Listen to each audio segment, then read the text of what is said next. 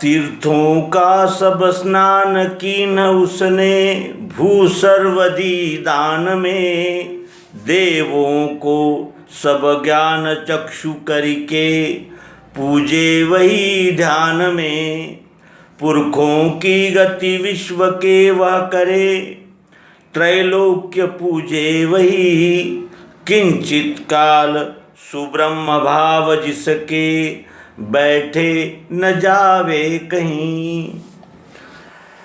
अखंड मंडलाकारं व्याप्तं येन चराचरं, तत्पदं दर्शितं येन तस्मै श्री गुरुवे नमः। ब्रह्मानंदं परमसुखदं केवलं ज्ञानमूर्तिं, द्वन्द्वातीतं गगनसदृशं तत्त्वमस्यादिलक्ष्यम्। एकं नित्यं विमलमचलं सर्वधी साक्षीभूतं, भावातीतं त्रिगुणरहितं सद्गुरुं तं नमामि। कहु सब आप सहित गोविंद, कहु सब आप सहित गोविंद। क्षर अक्षर यह भेद बताए, क्षर अक्षर यह भेद बताए। काटन भ्रम को पंद, कहु सब आप सहित गोविंद, कहु सब आप सहित गोविंद। क्षर है रूप मिठास सुअक्षर, क्षर है रूप मिठास सुअक्षर। नाम धर्यो है कंद, कहु सब आप सहित गोविंद, कहु सब आप सहित गोविंद। क्षर अक्षर यह भेद बताए, काटन भ्रम को फंद। कहु सब आप सहित गोविंद, कहु सब आप सहित गोविंद। छाड़ो भेद एक करि जानो, छाड़ो भेद एक करि जानो।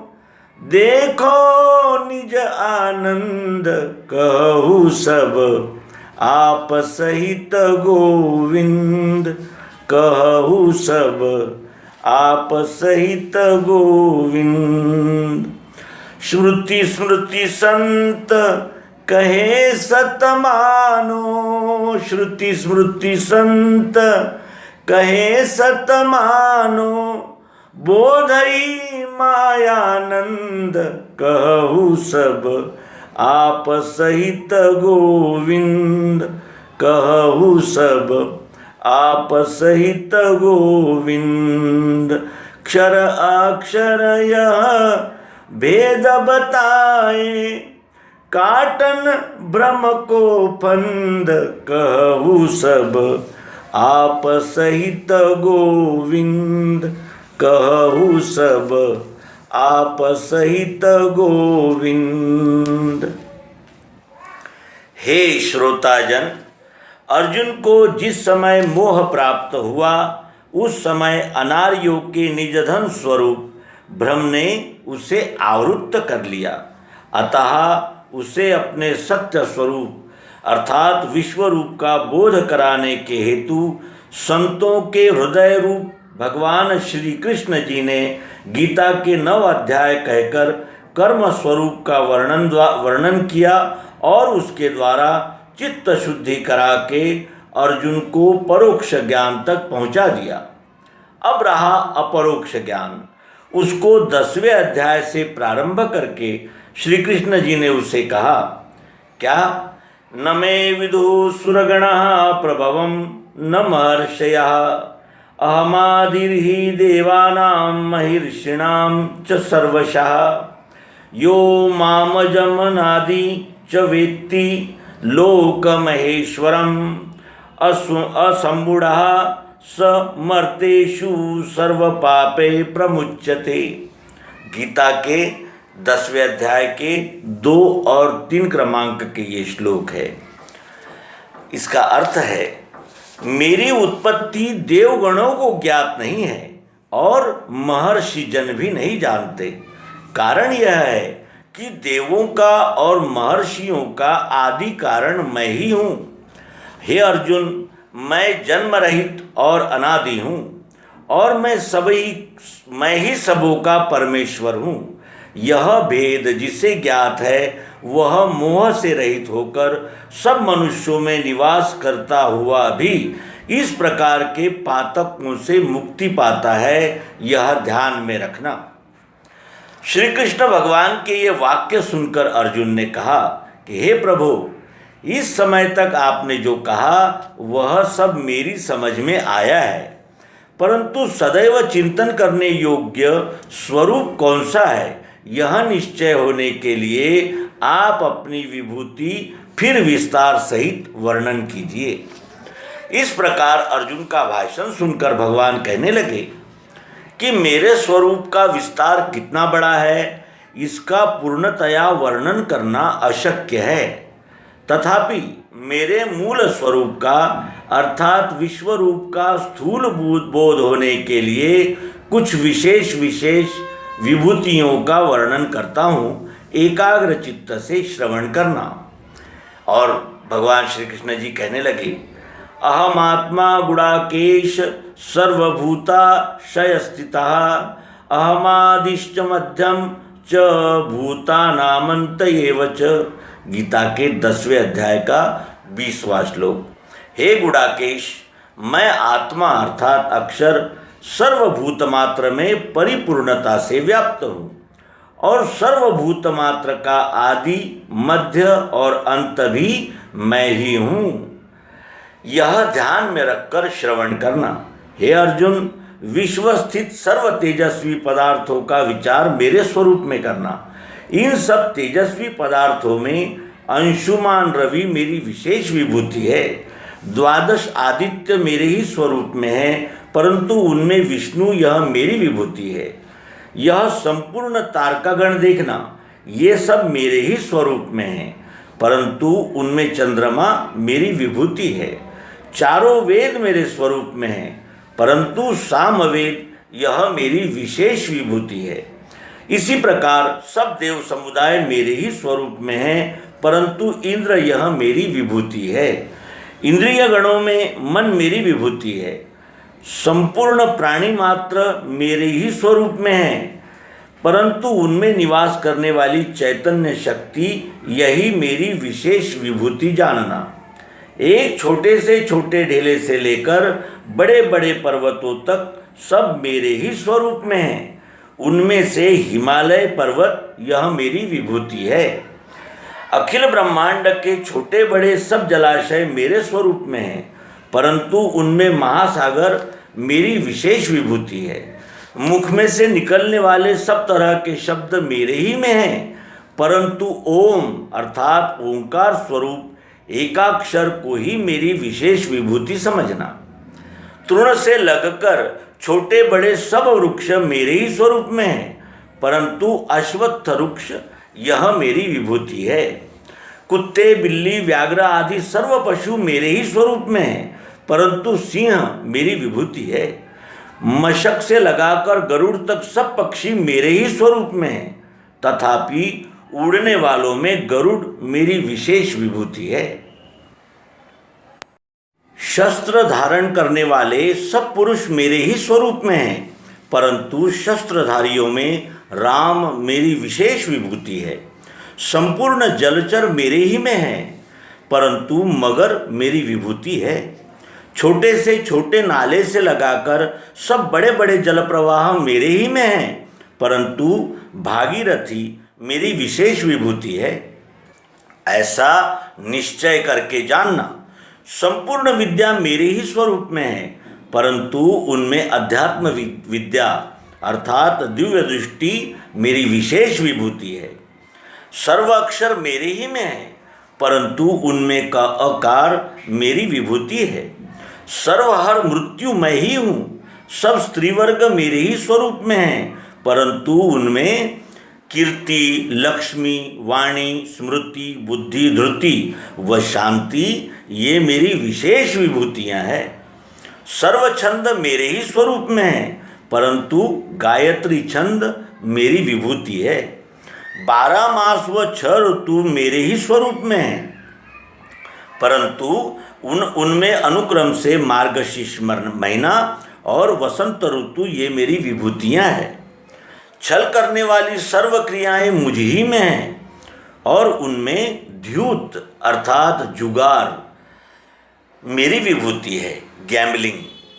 सर्व तेजस्वी पुरुषों में वास करने वाला तेज भी मेरा ही स्वरूप है, परंतु और जय भी मैं ही हूँ। हे अर्जुन, व्यवसायी पुरुषों का व्यवसाय मैं हूँ, और वृष्णि कुल में उत्पन्न हुए सर्व पुरुषों में मेरा ही स्वरूप है, तथापि उनमें यह शरीर अर्थात कृष्ण विभूति विशेष विभूति है।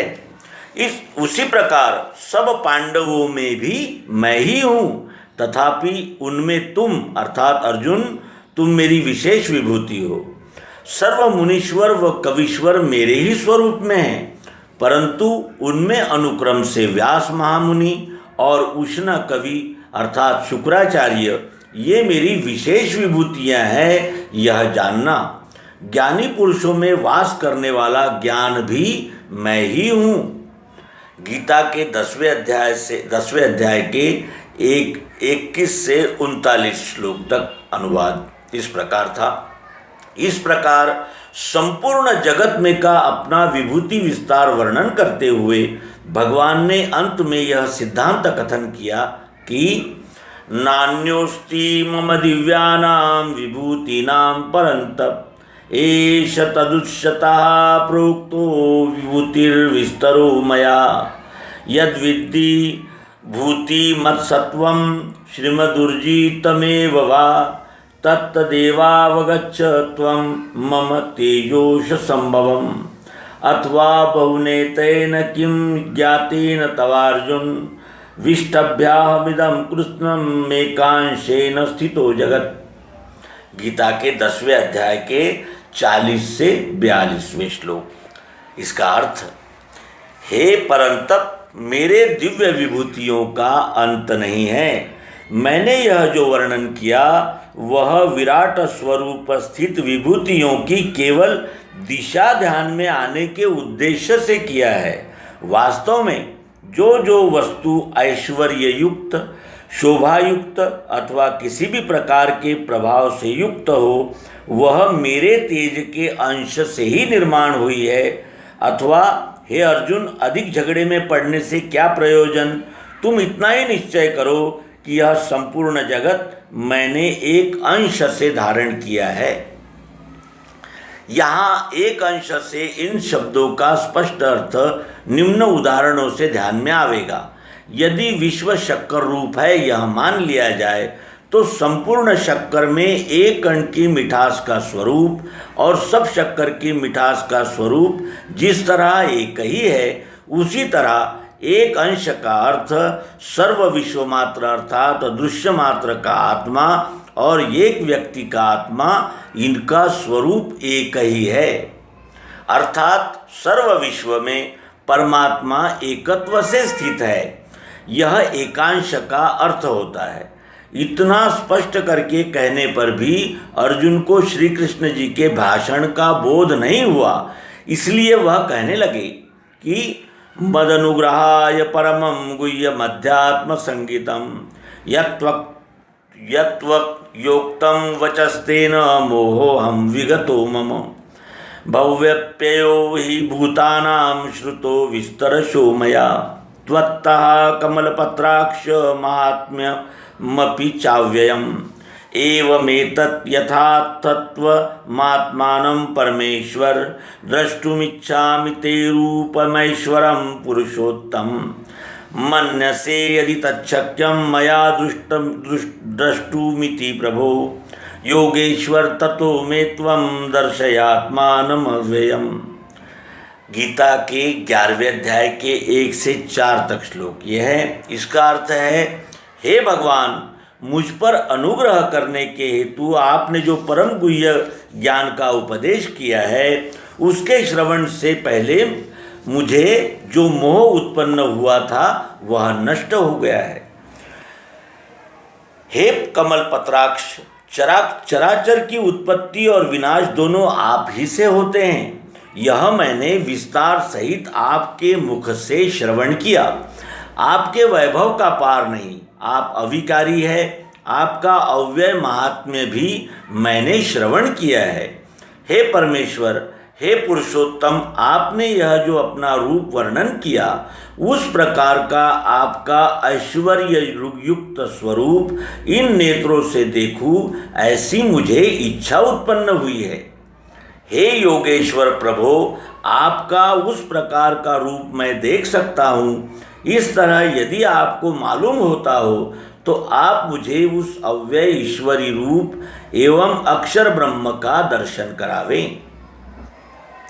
यह श्रवण करके द्विजभुजधारी भगवान बोले, पश्य मे पार्थ रूपाणि शतशोथ सहस्रशः नानाविधानि दिव्यानि नानावर्णाकृतीनि च पश्यादित्यान् वसून् रुद्रान् श्विनो मरुतस्तथा बहुन दृष्टपूर्वाणि पश्चाश्चर्याणि भारत इहे कस्थं जगत्कृतस्नं पश्चाद् सचराचरं मम देहे गुडाकेश यच्चान्यत् द्रष्टुमिच्छसि।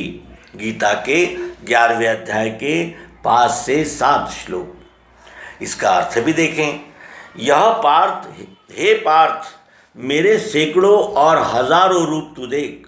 ये भिन्न भिन्न प्रकार के प्रकाशमान अनेक वर्णों के और अनेक आकृति के हैं। हे भारत, आदित्य देख, वसु देख, रुद्र तथा अश्विनी कुमार देख, मरुदगण देख, और जो आज तक नहीं देखे होंगे वे अनेक आश्चर्य भी देख ले। हे गुडाकेश, चराचर सहित यह संपूर्ण विश्व और जो कुछ भी तुझे देखने की लालसा हो वह सब मेरे यहाँ पुरुषोत्तम के शरीर में तू देख। यह कहकर भगवान ने अर्जुन की ओर ध्यान दिया तो उसे 3.5 हाथ वाले परिवर्तनशील विभूति रूप अपने अर्थात कृष्ण के शरीर की ओर देखता हुआ पाया। इस कारण भक्तवत्सल भगवान ने विचार किया कि अनुभव दिए बिना केवल शब्द ज्ञान द्वारा सत्य स्वरूप इसके ध्यान में कदापि नहीं आएगा और न यह जड़ चैतन्य की ग्रंथि से मुक्त होगा। इसलिए द्विभुजी भगवान फिर कहने लगे, न तू माम शक्यसे द्रष्टुमनेनैव स्वचक्षुषा दिव्यम ददामि ते चक्षुः पश्य मे योगमैश्वरम। गीता के 11वें अध्याय का 8वां श्लोक। इसका अर्थ देखें। हे अर्जुन, इस अपनी स्थूल दृष्टि से तू मुझे नहीं देख सकेगा, अतः मैं तुझे दिव्य चक्षु देता हूँ। उसके द्वारा तू मेरा ईश्वरी योग अर्थात क्षराक्षर का संयुक्त स्वरूप का वैभव देख। भगवान ने जो दिव्य चक्षु अर्जुन को दिए थे उनकी प्राप्ति हुए बिना हम भी वैसा विश्वरूप नहीं देख सकते। दिव्य चक्षु क्या है और किस प्रकार अर्जुन को दिए गए थे, यह बात धृतराष्ट्र के न पूछने के कारण उन्हें संजय ने भी कथन नहीं की, क्योंकि प्रश्न उत्पन्न होने पर कहना यह बात शास्त्र अनुसार है और जो हुआ वह चातुर्वर्ण व्यवस्था की सनातन दृष्टि से भी योग्य था, क्योंकि क्षत्रियों को केवल ब्राह्मण व क्षत्रिय यह 2 वर्ण ही उपदेश दे सकते हैं। संजय न ब्राह्मण था और न क्षत्रिय, अतः उसे धृतराष्ट्र को उपदेश देने का अधिकार शास्त्र रूढ़ि की दृष्टि से नहीं था। अस्तु, भगवान ने यह दिव्य चक्षु शब्द भेद द्वारा गीता जी में सर्वत्र दिए हैं, परंतु यही दिव्य चक्षु है ऐसा उस स्थान में स्पष्ट रीति से नहीं कहा है। इस कारण भ्रमग्रस्त लोग अधिक झमेले में पड़कर परमात्मा को विश्व से भिन्न देखने का प्रयत्न करके औरों से भी वही करा रहे हैं। इसका यह विपरीत परिणाम हुआ कि वेदों में कहे हुए पुरुष सूक्त के सत्य अर्थ को लोग भूलने लग गए और स्वभाव नियत सहज वर्ण धर्म का त्याग करके परमेश्वर को देखने के लिए अपने ही मन से अनेक मत और पंथ निर्माण करके स्वे स्वे कर्मण्य भी रता संसिद्धिम लभते नरः।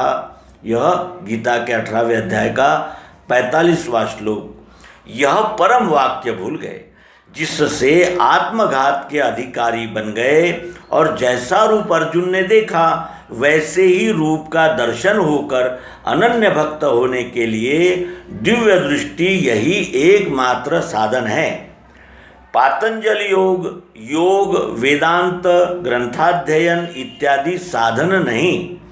यह सिद्धांत स्वयं भगवान ने ही इसी अध्याय में स्पष्टतया कथन कर रखा है, जिसका स्पष्टीकरण भी आगे दिया जाएगा इसके संलग्न दूसरे अंक में। गीता 11 श्लोक 53 से 55 देखना। इससे अधिक इतना ही कहना पर्याप्त है कि लोगों को जो स्वस्वरूप भ्रम हुआ है वह मिटाने के लिए श्री गुरु की इच्छानुसार वही दिव्य चक्षु यहाँ यथावत दिए हैं। चित्त पूर्ण रीति से एकाग्र करके देखना। मित्रों, हम इस मालिका का दूसरा अंक शीघ्र प्रस्तुत कर रहे हैं। आप सभी के प्रेम और सहयोग के लिए हार्दिक धन्यवाद। नर्मदे हर। सद्गुरु भगवान की जय।